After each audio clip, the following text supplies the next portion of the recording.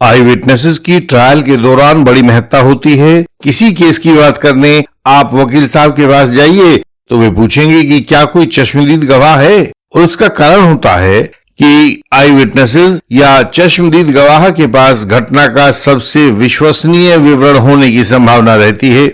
ऐसे ही दोनों पक्षों के बीच पुरानी दुश्मनी हो तो अपराध को करने का मोटिव प्राप्त हो जाता है, लेकिन साथ ही इस पुरानी दुश्मनी से झूठे आरोप की संभावना भी बढ़ जाती है। यदि गवाहों की गवाही में उनका अपना हित भी जुड़ जाए, वे गवाह इंटरेस्टेड विटनेस हो जाएं, तो और अधिक मुश्किलें बढ़ जाती हैं। प्रोसिक्यूशन के अनुसार हमेशा पीड़ित पक्ष को चोट लगती है और आरोपी द्वारा वह चोट कारित की गई बताई जाती है। लेकिन यदि आरोपी पक्ष को भी गंभीर चोट लगी हो, प्रोसिक्यूशन केस में आरोपी को लगी चोट का कहीं कोई स्पष्टीकरण न दिया गया हो, तो भी प्रोसिक्यूशन केस पर गंभीर सवाल खड़े हो जाते हैं। सुप्रीम कोर्ट ने अभी हाल ही के अपने एक निर्णय में ऐसी ही एक स्थिति के बारे में बताया है। उन्होंने कहा कि यदि आई विटनेसेस उस केस में इंटरेस्टेड विटनेसेस भी हों, तो उनकी गवाही में वह ताकत नहीं रहती है जो एक साधारण आई विटनेस की गवाही में रहती है। सुप्रीम कोर्ट ने कहा कि यह ट्रायल कोर्ट का फर्ज है कि वह ऐसे इंटरेस्टेड विटनेसेस की गवाही पर यकीन करने से पहले पूरी पड़ताल कर लें। इंटरेस्टेड विटनेस के द्वारा कोर्ट में दी गई गवाही पर तभी यकीन करें जब वह किसी फैक्चुअल एविडेंस के द्वारा कोरोबोरेट की गई हो। कोरोबोरेशन का मतलब होता है सहारा। जब तक इंटरेस्टेड विटनेस की गवाही को किसी दूसरे साक्ष्य का सहारा ना मिले, तो तब तक उस गवाही पर यकीन ना करें। इंटरेस्टेड विटनेस कहता है कि मृतक की पिटाई लाठियों से की गई, लेकिन मृतक के शरीर पर कटे के घाव हैं, तो गवाही को कोरोबोरेशन नहीं मिला। ऐसे में उस गवाही पर यकीन ना किया जाए। पर यदि मृतक के शरीर पर चोट के नीले निशान है, खोपड़ी की हड्डी में फ्रैक्चर है, तो कोरोबोरेशन मिल गया है, अब यकीन कर सकते हो। यही बात सुप्रीम कोर्ट ने इस बार के अपने निर्णय में बताई है। केस का नाम है Nandlal versus state of Chhattisgarh. Criminal appeal number 1421 of 2015 थी, जो SLP क्रिमिनल नंबर 6134 व 6135 ऑफ 2019 में अराइज हुई थी। Justice BR Gavai, justice Vikram Nath और जस्टिस संजय करोल की बेंच ने इसे 14 मार्च 2023 को डिसाइड किया था।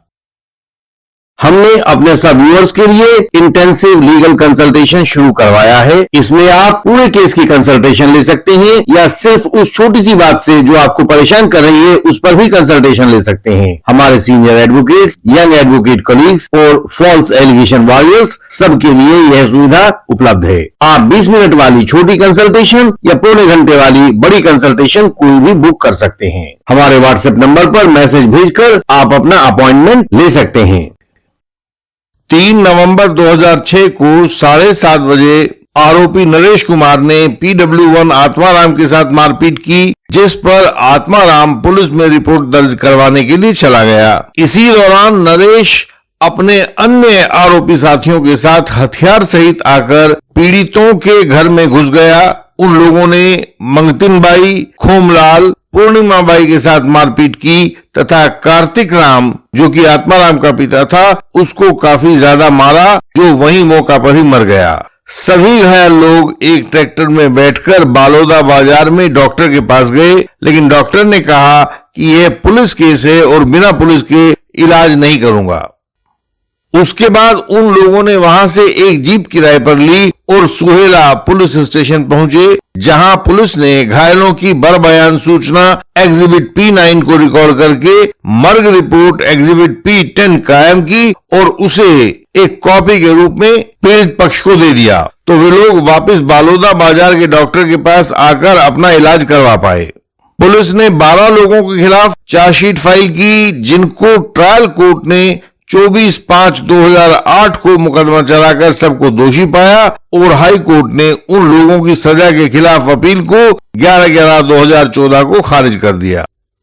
मामला सुप्रीम कोर्ट में पहुंचा तो सुप्रीम कोर्ट के मुताबिक पूरी घटना 2 भागों में हुई थी। पहला भाग था जब आरोपी नरेश कुमार ने आत्माराम को पीटा, और दूसरा जब आत्माराम मौका पर नहीं था, शेष आरोपियों ने कार्तिक राम को जान से मार दिया, उसकी पत्नी, पुत्र व पुत्रवधू को चोटें कारित की।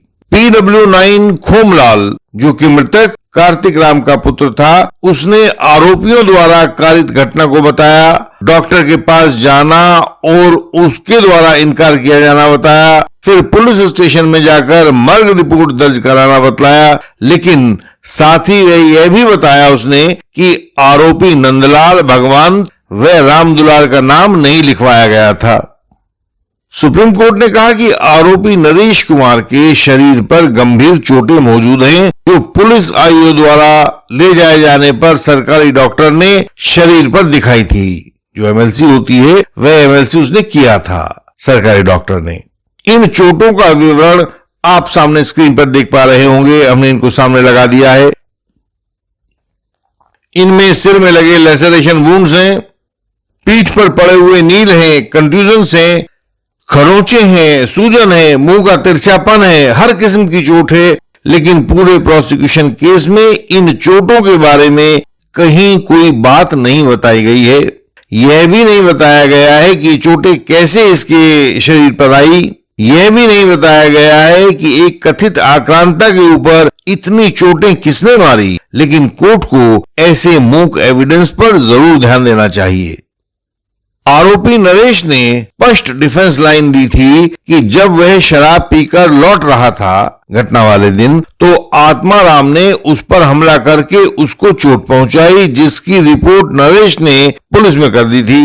उधर आत्माराम भी उस लड़ाई को लेकर अपनी रिपोर्ट दर्ज कराने पुलिस के पास पहुंच चुका था। लेकिन लगता है कि पुलिस ने पहली दोनों FIR जो नरेश ने की थी वो भी, और जो आत्माराम ने की थी वो भी कोर्ट से छिपा ली हैं। दूसरी ओर नरेश को जितनी चोटें लगी हैं, उनके बाद उसके द्वारा घटना के दूसरे हिस्से में जब कार्तिक राम मारा गया, उस हिस्से में मारपीट में भाग लेना संभव नहीं लगता, क्योंकि उस समय तो उसका मेडिकल करवाया जा रहा था। यहां FIR को लॉन्च करने में बहुत देरी भी हुई है। यदि नरेश व आत्माराम पुलिस थाने पहुंच चुके थे तो निश्चय ही रात 8:30 बजे पर हुई पहली घटना की जानकारी पुलिस को रात 11 बजे तक मिल चुकी होगी। ऐसे में अगले 3-4 घंटों तक FIR को दर्ज किया जाने से क्यों रोका गया, यह बात प्रोसिक्यूशन ने इस केस फाइल में कहीं भी स्पष्ट नहीं की है। ऐसे में सुप्रीम कोर्ट ने अपने निर्णय Lakshmi Singh versus state of Bihar 1976 4 SCC 394 में कहा था कि जिस केस में इंटरेस्टेड विटनेसेस गवाही दें, उसमें आरोपी को लगी चोटों का स्पष्टीकरण आना बहुत जरूरी है। स्पष्टीकरण के अभाव में प्रोसिक्यूशन की गवाही में गड़बड़ी का संकेत मिलता है। सुप्रीम कोर्ट ने कहा, हमने अपने पुराने निर्णय रामाशीष राय वर्सेस जगदीश सिंह 2005 10 SCC 498 में कहा है कि पक्षकारों की दुश्मनी एक दुधारी तलवार की तरह होती है। यह एक और तो क्राइम करने का मोटिव पैदा करती है। इस दुश्मनी की आग में झुलसते अपराधी को क्राइम करने का, अपराध करने का एक मोटिव मिलता है। इसके कारण अक्यूज्ड दूसरे पक्ष यानी विक्टिम के ऊपर क्राइम करना चाहता है, लेकिन वहीं दूसरी ओर विक्टिम भी इसी पुरानी दुश्मनी के चलते एक्यूज्ड का झूठा नाम लिखवा सकते हैं। जिन केसेस में पुरानी दुश्मनी की बात सामने आती है, वहां पर ट्रायल कोर्ट के जज का काम बढ़ जाता है। उसे दोनों संभावनाओं का ध्यान रखते हुए केस फाइल पर आए रिकॉर्ड एविडेंस को परखना होगा। एक अन्य केस था, सुप्रीम कोर्ट ने कहा कि हमारा डिसाइड किया हुआ एक अन्य केस था विधि वेलुथेवर वर्सेस स्टेट ऑफ मद्रास। यह 1957 SCR 981 में पुट किया गया था। उसमें हमने 3 प्रकार के गवाहों की बात बताई थी, और ये 3 प्रकार के गवाह होते हैं। पहला, होली रिलायबल, पूरी तरह से विश्वसनीय। दूसरा, होली अनरिलायबल, पूरी तरह से अविश्वसनीय। और तीसरे गवाह होते हैं जो नाइदर होली रिलायबल होते हैं नोर होली अनरिलायबल होते हैं, ना पूरी तरह से विश्वसनीय होते हैं और ना पूरी तरह से अविश्वसनीय होते हैं। ये तीसरी कैटेगरी वाले गवाह बहुत दुसाध्य होते हैं, इसलिए इनकी गवाही को बिना कोरोबोरेशन के कतई स्वीकार नहीं किया जा सकता है। कोरोबोरेशन अभी हमने वीडियो के शुरू में आपको बताया था कि कोरोबोरेशन या दूसरे बाहरी सबूतों का साक्ष्य का सहारा कैसे मिलता है, यह कोरोबोरेशन कहलाता है।